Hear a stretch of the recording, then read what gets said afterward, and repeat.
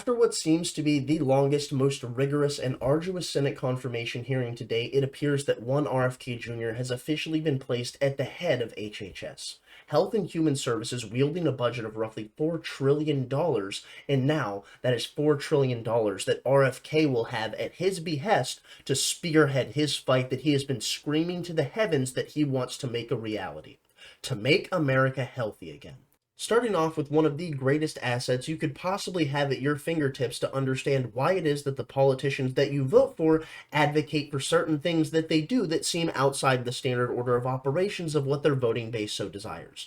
OpenSecrets.org truly is one of the greatest ways that you could have the rug pulled from beneath you and the scales ripped from your eyes to reveal what? That politicians, they don't serve you. They serve the lobbying class. And I would argue what we can see here with money from pharmaceutical and health products to U.S. senators from 1990 to 2024 reveals exactly that. Because the thing that we actually need to go ahead and pay a bit of attention to, it's that those senators who were so vociferously opposed to Robert F. Kennedy Jr. rising to be the head of the HHS, well, it seems that large portions of, oh wait, no, all of them have received buku bucks that have flooded into their pockets from the pharmaceutical industrial lobby, or their campaigns have received large donations that then jettisoned them to getting into the position of power that they are in. Thus, they then become mouthpieces for the pharmaceutical industrial lobby. And then they will attack Robert F. Kennedy Jr. in his attempt to do what? Make America healthy again. Because by all means, if you work at the behest of Big Pharma, that is not something you have any desire to see. Truly remarkable. Just to go ahead and take a gander real quick here, we see from OpenSecrets.org the top 20 individuals within that of American politics that have taken money from Big Pharma itself. Just the top 4 to go ahead and take a gander at real quick. I think you might be familiar. Kamala Harris with the number 1 slot being $11,341,000. Joe Biden with $9,128,000. Barack Obama with $6,041,000. And Hillary Clinton coming in fourth with $4,622,000. Quite remarkable that. But the thing that I think is most interesting is you can actually just go ahead and look up all of the different senators that were opposed to RFK Jr., and in fact they have received a litany of dollar dues that have flooded into either their campaigns or their pockets. Just to go ahead and look on your screen now, we can see Bernie Sanders from Vermont, one of the people who was so steadfast in opposition to RFK Jr., with $1.953 million, as well as Raphael Warnock just beneath him with $1.763 million. But of course, that's not something that's ever going to be addressed by the corporate press when they're talking about the fact of how RFK Jr. is being grilled. No, why would that ever be a concern to them? America is brought to you by Pfizer. CBS Health Watch sponsored by Pfizer. Anderson Cooper 360. Brought to you by Pfizer. ABC News Nightline. Brought to you by Pfizer. Making a difference. Brought to you by Pfizer. CNN Tonight. Brought to you by Pfizer. Early Start. Brought to you by Pfizer. Friday night on Aaron Burnett Out Front. Brought to you by Pfizer. This Week with George Stephanopoulos is brought to you by Pfizer. This weather report brought to you by Pfizer. Today's countdown to the royal wedding is brought to you by Pfizer. And now a CBS Sports Update brought to you by Pfizer. Meet the Press Data Download brought to you by Pfizer. This portion of CBS This Morning sponsored by Pfizer. On how to find the hidden sugars in the American family diet. Sponsored by Pfizer. If you weren't familiar before, I'm sure you are now, or at least asking the right questions, or are starting to, as to why we might see the fact that the corporate media, the legacy media, the establishment press avoids the conversation of corporate capture of politicians in Washington, D.C. And it's because the same entities that have ensnared those that walk the halls of Washington, D.C. have also captured those that espouse the narratives within that of the media class itself. Truly something to see, but the thing that I find most interesting is the fact of when you actually go ahead and deep dive and take a look at where the funding is coming from, it's always coming from the same places, which is why I love to go ahead and use places like open source to get more info. So now let's go ahead and take a look at some of the most prolific senators that were grilling RFK, and we can understand why it is that that might be. Some of these names we've already taken a quick glance at, but I do think it important to focus on them and emphasize that these people were some of the most intense critics that were trying to make sure RFK did not get into this position. Here we see Bernie Sanders of Vermont with $1.953 million, Raphael Warnock of Georgia with $1.763 million, Elizabeth Warren of Massachusetts with $1.224 million, Ron Wyden of Oregon with $1.2 million, Michael Bennett of Colorado with $730,000, Catherine Cortez Masto of Nevada with $537,000, Maggie Hassan from New Hampshire with $467,000, Ben Ray Lujan of New Mexico with $375,000, Sheldon Whitehouse of Rhode Island with $351,000, Maria Cantwell, Tina Smith, Peter Welch, and it just goes on and on and on. Let's be realistic here. It would be far easier to make a list of all of the people in Washington, D.C. who haven't been bought and paid for by massive institutions akin to that of the pharmaceutical industrial lobby. Because as we know, those who littered that dais that were interrogating RFK Jr. certainly are guilty of what it is that we have just been talking about. And what I absolutely loved about that Senate confirmation hearing, well, it was the way that RFK Jr. handled these charlatans. Because my goodness, the way in which they attacked him inadvertently opened them up for criticism, and of course they don't actually see how this could end up rebounding back on them, so in doing so, when they ended up having those shots volleyed back in their direction, all they did was sputter and spin because they had absolutely nothing to counter the facts that were being levied at them. Just like that of Bernie Sanders, as he was accused, or rather told, as we all know, that he is taking money from institutions such as the pharmaceutical lobby, and because of that, it is very open as to why it is that he is so intense in his opposition to RFK Jr.'s nomination. It really does paint the entire picture, so now let's go ahead and throw it into that clip of RFK Jr. handling Bernie Sanders. I'm going to make America healthier than other countries in the world right now. Will you guarantee do what every other major country does? It's a simple question. And by the way, Bernie, the problem of corruption is not just in the federal agencies, it's in Congress too.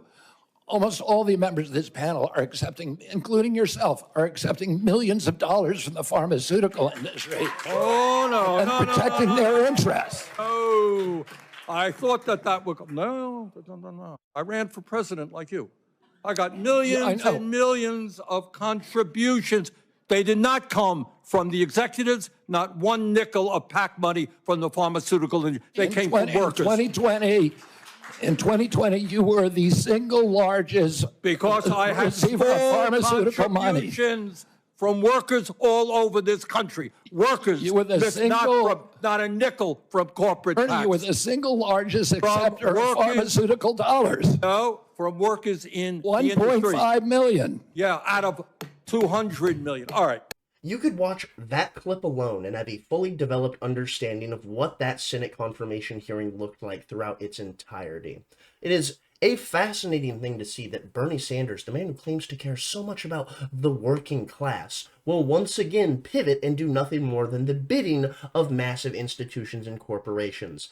It is one of the greatest fucking deceptions ever pulled. Bernie Sanders, the man who came forward to state, I don't think there should be any more millionaires and billionaires, and then upon making buku bucks from his presidential runs as well as selling books, what happened? Bernie Sanders himself became a millionaire, and then that rhetoric shifted to, I don't think there should be any billionaires. Rules for thee and not for me. As we know, Bernie Sanders, not even being an honest person who at every single turn, no matter how hard he gets fucked over by the regime, will do nothing more than bend the knee and lick the boot of the establishment which has trampled upon him. And all you have to do is look at what we saw with 2016 and 2020 with Bernie Sanders runs, which he was then capsized by the Democratic Party intentionally, all because that is not the person that they wanted as the front runner for their party. And why? Because Bernie Sanders wasn't as controllable. But in the end, what we need to realize is, yes, he actually was, because at every single turn, like we see, he does nothing more than bend the knee and do the bidding of the powerful. He claims to be so much of an on-the-ground, base-level, insurgent populist, but at every single opportunity, he proves himself to be someone who will suck the boot of the regime. Unbelievable. But nothing is more unbelievable than the reaction of one Elizabeth Warren, who got so hysterical when RFK Jr. countered her that she looked like she was about to be crying, effectively on the brink of tears. And why might this be? Because RFK Jr. was refusing to go along with her nonsensical charade of, you see, you can't actually, sue these vaccine and pharmaceutical manufacturers after you get out of office, because then that means you'll be making profit. Are you serious right now? She is sitting there complaining, effectively almost crying on camera, that RFK Jr. might be suing these massive institutions and he'll be raking in money. Meanwhile, she herself literally does the bidding for them and rakes in money. But that's not an issue. No, it's only an issue if you go after the entities that fill Elizabeth Warren's pocketbook. So let's do a quick count here of how, as Secretary of HHS, if you get confirmed, you could influence every one of those lawsuits. Well, let me start the list. You could publish your anti-vaccine conspiracies, but this time on U.S. government letterhead, something a jury might be impressed by. You could appoint people to the CDC vaccine panel who share your anti-vax views and let them do your dirty work. You could tell the CDC vaccine panel to remove a particular vaccine from the vaccine schedule. You could remove vaccines from special compensation programs, which would open up manufacturers to mass torts. You could make more injuries eligible for compensation even if there is no causal evidence. You could change vaccine court processes to make it easier to bring junk lawsuits. You could turn over FDA data to your friends at the law firm, and they could use it however it benefited them. You could change vaccine labeling. You could change vaccine information rules. You could change which claims are compensated in the vaccine injury compensation program. There's a lot of ways that you can influence those future lawsuits and pending lawsuits while you are Secretary of HHS, and I'm asking you to commit right now that you will not take a financial stake in every one of those lawsuits so that what you do as Secretary will also benefit you financially down the line. I'll comply with all the ethical guidelines. That's not the question. You and I, you have said You're asking me, Senator, you're asking me not to sue vaccine pharmaceutical companies. Yeah, you are. That's exactly what you're doing. Look, no one should be fooled here. I should have preemptively apologized for having you listen to Elizabeth Warren at all. Her voice is so grating, it just eats away at my sanity. I truly cannot stand her. She is unfathomably irritating. God bless her husband. That man truly has an iron will.